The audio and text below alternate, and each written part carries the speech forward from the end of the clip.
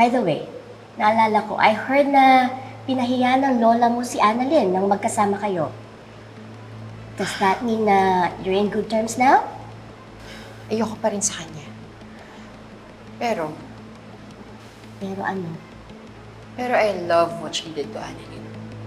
Alam mo, tita, gusto kong tumawa nung ginawa niya yun kasi it was so funny. It was so satisfying to see Annalyn in that situation without me having to lift a finger. Alam mo yun, na may iba pa palang tao na gustong ipahiya si Annalyn. You really are your mom's daughter. And I'm so proud of it. Hindi ka ba nahihirapan sa ginagawa mong pakitang tao? I mean, yung pagiging plastic sa harap ni Annalyn. Not really. I still have my eyes on the goal. At kung kakailanganin kong makipagplastikan, gagawin ko yun. Kung pareho naman pala ang goal ninyo ng lola mo, bakit hindi ka na lang makipagbati sa kanya? Tita, pag nakipagbati ako sa lola ko, malalaman ng tao na magkakampi kami. And I don't want to give them any ideas. Natutuwa na ako na may ginagawa yung lola ko. Para hindi ako pag-isipan ng masama ng mga tao. And because of that, magagawa ko yung mga kailangan kong gawin against them. Well, if it works for you, yung ginagawa mong pagsusuplaga sa lola mo, well, good. Hindi ka naman siguro niya kakalabanin. I know that, tita. Pero for now, I'm just waiting for the right opportunity para pabagsakin silang lahat. I'm just enjoying what my lola's doing.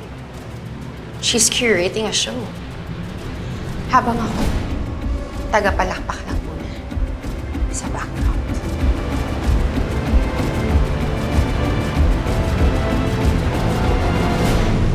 Walang eme to, ha? Confirmed. Galing mismo sa bunganga ng pekeng Pranses na bruhang yon. Oh, May plano sila talagang kunin ang loob ng mga board members kaya magbibigay siya ng picnic. oh. Mhm. Well, I know exactly what she's trying to do. Oo. At ang maganda doon ay hindi mo na nila gagalawin si Annalyn. Wala mo nang gantihan dahil ang focus nila ngayon nasa picnic by the lake. Oh, Mabuti naman kung ganun. Eh, syempre, di naman po ako papayag na apihin nila yung anak ko. ay, agree ako dyan. Agree ako dyan, Lynette. Kaya lang, ang iniisip ko, Ma'am Giselle, huwag kayo pumayag. Nakukunin nila yung loob ng board members mo, gagawin niyang BFF?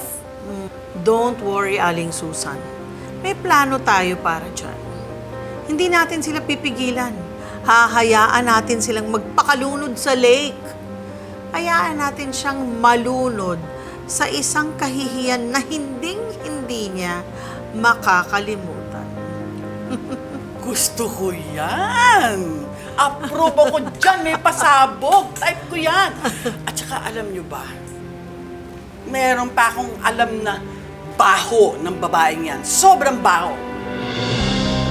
Chang, ano pong ibig niyo sabihin?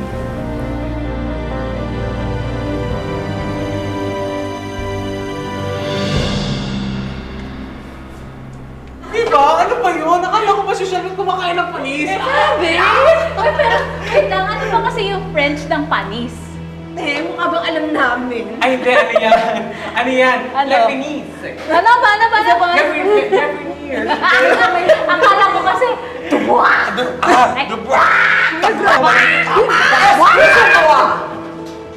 Are you talking about me? Hindi ako kumakain ng panis. Bonjour, Manur. Bonjour, Manur. You shut up! Sino bang nagsabi sa inyo na kumakain ako ng panis?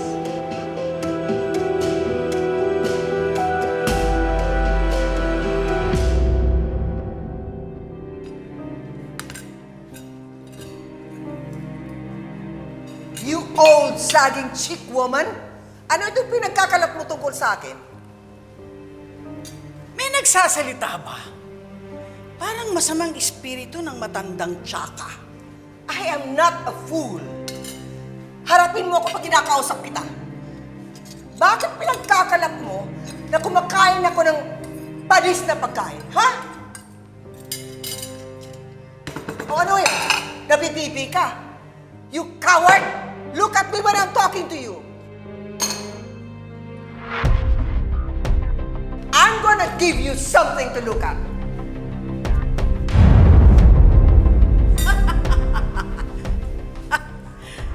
Yan talaga ha, yan ha. Yan ha, huwag ka alis dyan ha. Yan ha. Anong panama mo dito ha? Ano, kakasa ka? Lalaban ka dito? Ha? Ano? Magsalita ka! Baka gusto mo putulin ko yung dila mo. Durug-durugin kang maliliit! Tagal na ako nakaalibad-banan sa Papa Francisco! At ngayon mismo mag-iimbento ako ng ulam. Lengua de Dubois.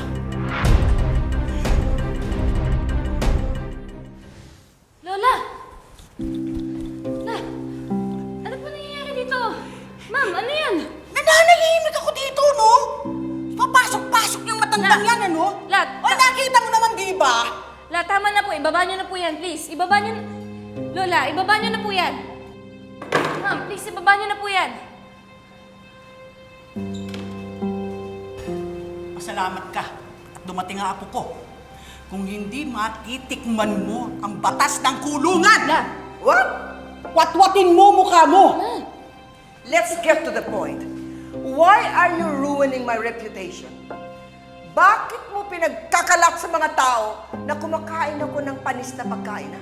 How dare you? Totoo naman eh. Kayaman-yaman ng tao, kumakain ka ng may amag. Kaya pala may amag yung utak mo. Lola! Oo. Galing nito ah. Bilib ako dito ah. Ang tibay ng katawan niya na. Para kang bakterya na hindi tinatabla ng panis. Apo, nakita ko sa kwarto niya. Ah, pumasok ka sa office ko. O, see? Huli? Huli? Ha, so ako ngayon ang kumakain ng panis na pagkain, babaho. May amag sa utak. You were referring to the blue cheese. The blue cheese is imported. Galing yan sa France. Napakamahal. Hindi mo yan makikita sa mga squatter area kung saan ka nanggaling. Oh, you poor people. Nakakaawa. Walang kaalam-alam. Ikaw, di ba genius ka, Annalyn? Bigyan mo ng kaunting utak yung lola mo. Tayo na, Daphne. Okay ka lang. Totoo ba pinagsasasabi ng bruhang yon? Meron talagang kesong gano'n ng amoy? Ha? Opo, Lola. Tawag po doon blue cheese. Mabaho po talaga yung pera. Mahal po yun. Okay ka lang po? Hindi ko naman alam eh. Malay ko ba? Pero tandaan mo ha. Makakaganti din ako dyan. Maiisahan ko rin. May araw din sa akin yang Pekel Lola. Frances na yan. Bah! Lola, tama na, please. Tama na po.